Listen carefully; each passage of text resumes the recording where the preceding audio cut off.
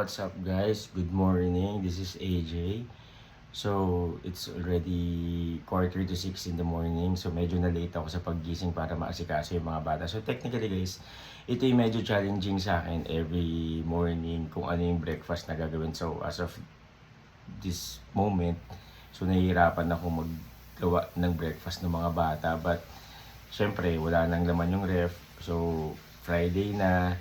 So, ito na lang yung ginawa ko. So, pasensya na ulit. So, ngayon ko lang ulit na isip na i-video. So, gumawa ako ng yan, chocolate rice or champurrado. So, basic ingredients lang ginamit ko dyan, guys. So, ginamit ko is, wala kasi akong malagkit na bigas. So, ginamit ko yung pang sushi rice. So, ito papakita ko sa inyo. Wait lang.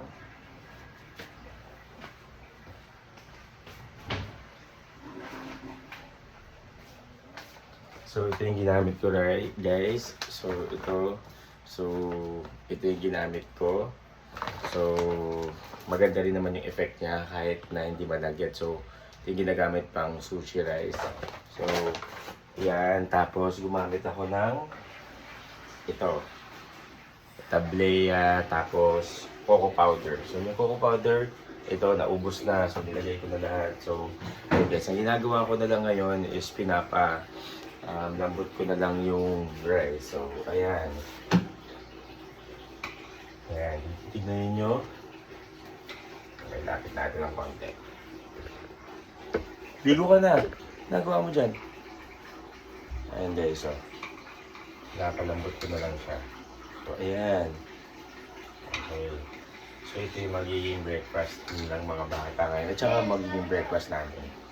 So, ayan guys.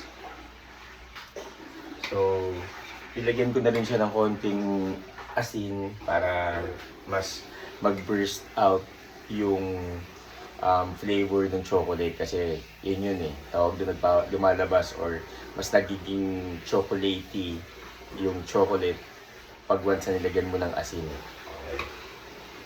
So, ayan. Kung titignan niyo guys, kung haluin natin ito guys. So, titignan niyo. Ayan. Yan. Medyo malapot na kasi ginamitan ko talaga ng tablea yan eh. Para masarap. Ayan.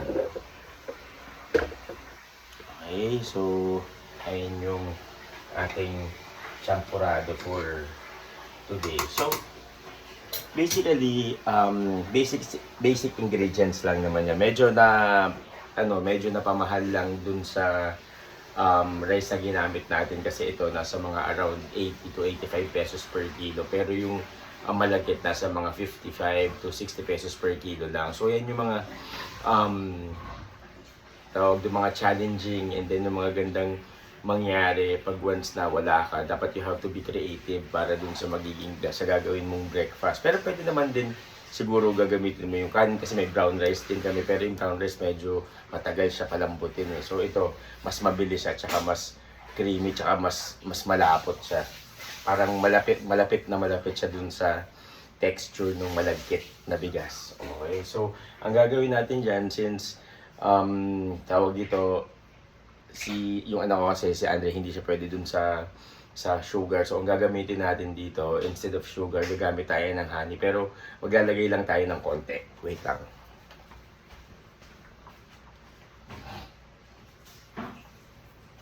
Hindi, maligo ka na. Anong oras na?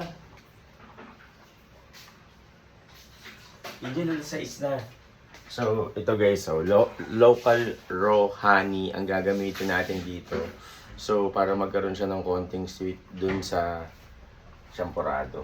Okay, pero konti lang kasi yung iba maglalagay ng sugar, pero ito para ma-blend lang yung lasa kasi mapait yan eh. Okay, so lalagyan natin ng honey. Ito guys, oh. Yan. Kita nyo ba? Yan. Okay, tayo ng honey. Para medyo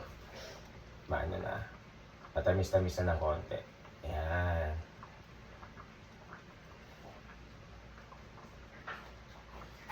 Yan.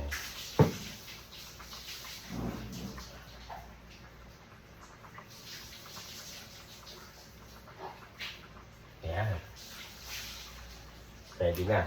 Tapos, and then nakita ko rin, hindi, napansin ko rin pala, at saka nalaman ko na wala na pala kaming asukal. So, ang gagamitin natin dito is yung sugar, call this gatas na powder. Meron kami dyan sa rep. Okay?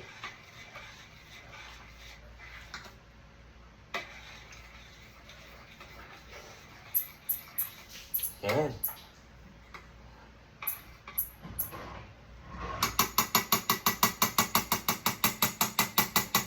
So, ayan guys. So, mga ilang minutes na lang. So, maisi-serve na natin yan. Yung champurrado. So, basically, ito yung mga normal at saka yung daily routine na ginagawa ko. Pero medyo na-late ako ngayon. 5:30 ako nagising. Lobat pa yung cellphone ko. So, medyo nagmamadali. So, ito yung ginawa kong breakfast sa mga bata. So, today is Friday, last day of the week para sa kanila. So, ayun guys. So, I hope na medyo nabigyan ko kayo ng konting tip dun sa mga magulang or ako bilang tatay, ako talaga yung gumigising everyday para sa mga bata to prepare before they go to school. So, ito yung ginagawa ko. So, yun ang mga tips lang guys na pag once na wala kayong gagawang breakfast sa family niyo or sa mga bata, so ano lang kayo, check lang kayo dun sa kitchen kung meron kayong mga basic ingredients na pwede nyo gawin. Kasi syempre champurrado ako, masarap yan. Bata ako, paborito ko yan, champurrado, lugaw, champurrado, yung mga ganyan na mga tipong pag niluluto kasi parang talagang masarap eh. Yung pakiramdam na pag once na yun yung kakainin mo pag breakfast, diba? Para talagang batang-bata yung dating mo nun eh. Siyempre, tsokolate. Sino bang aayaw sa tsokolate? So, yun guys. So, I hope you like the video and kukuha kayo ng konting tip dito sa ginawa ko this morning. So, I hope you can actually help us to grow our channel, and please like and subscribe and comment na rin kung nagustuhan niyo yung video. At saka suggestion na rin, guys. Alright? So, thank you for watching. Thank you. Bye-bye. Good morning.